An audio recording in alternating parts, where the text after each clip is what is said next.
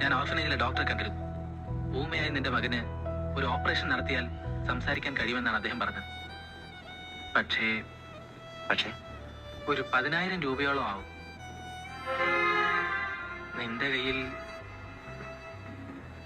എന്റെ കയ്യിലുള്ളതെല്ലാം കൊണ്ട് കടവും കടപ്പാടും ഒക്കെ തീർത്തില്ലേ?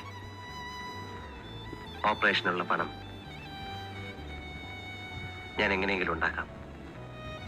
എന്റെ മകന് രൂപയാകാതിരിക്കാനാണ് ഞാൻ ജയിൽ ചാടിയത്.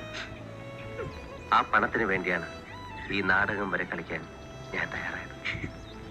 ഒന്നും മനഃപൂർവ്വമായിരുന്നില്ല. കല്യാണി, എന്നോട് ക്ഷമിക്കണം.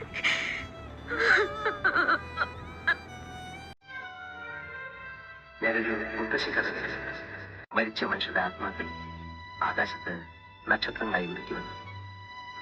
അവരെ കാണാൻ മോഹിക്കുന്നവൻ ആകാശത്തേക്ക് നോക്കിയാൽ നക്ഷത്രങ്ങൾ കണ്ണു ചുമ്പിക്കാൻ.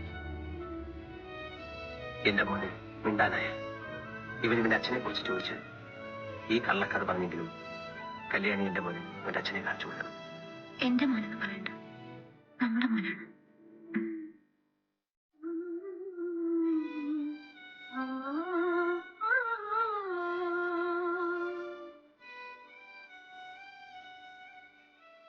കരയണ്ട, ഞാൻ നിന്നെ വിട്ട് എങ്ങും പോകുന്നില്ല.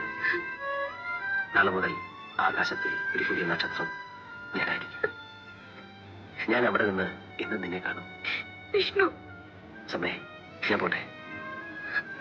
നാളെ വെളുക്കും വരെ ഓർമ്മിക്കാൻ കുറെ മനോഹരമായ ദിവസങ്ങൾ എനിക്ക് സമ്മാനിച്ച് എന്റെ കല്യാണിക്കുട്ടി. നന്ദി. ഫോർമാലിറ്റി ആണോ? അല്ല, നിന്നോട് യാത്ര പറയേണ്ടത് മാത്രം. എങ്ങനെയാണെന്ന് എനിക്കറിയില്ല കല്യാണിക്കുട്ടി.